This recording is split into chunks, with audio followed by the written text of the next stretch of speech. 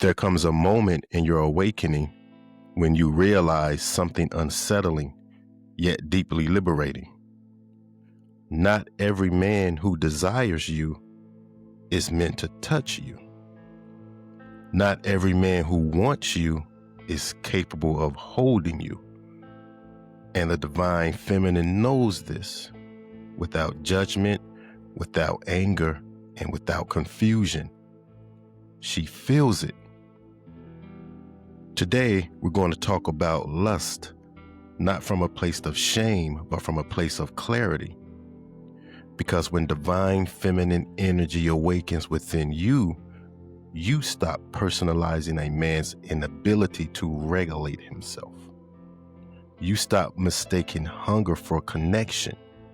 You stop confusing intensity with intimacy.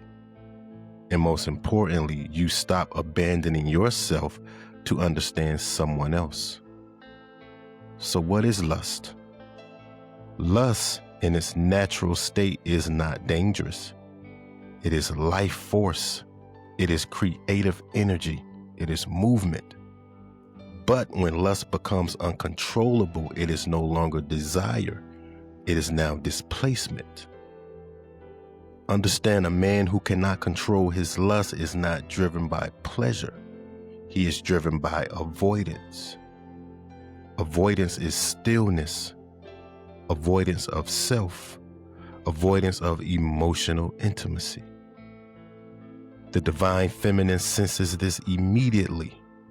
She feels when desire is grounded and when it is frantic.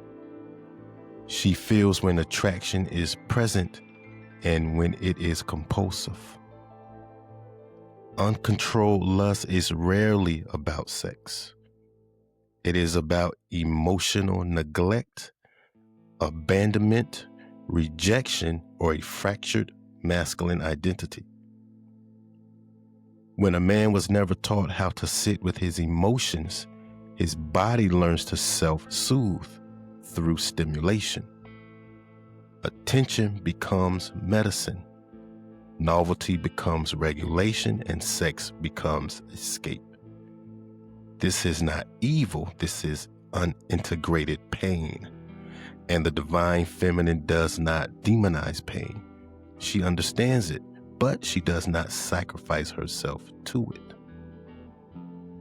The divine feminine understands something crucial. Compassion does not require self-erasure. Understanding does not require endurance. You can recognize someone's trauma without becoming the container for it. The divine feminine does not try to heal a man who refuses to heal himself, not because she is cold, but because she is whole. Presence is slow, grounded, regulated. Lust without presence feels rushed, hungry, overstimulated, or emotionally absent.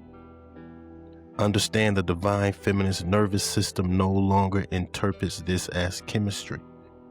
It registers as dysregulation. She doesn't argue with it. She doesn't intellectualize it. She listens to her body, and her body never lies. True masculine energy is not impulsive. It is directional, contained, and purposeful. Understand, a man ruled by lust is not in his masculine power. He is fragmented.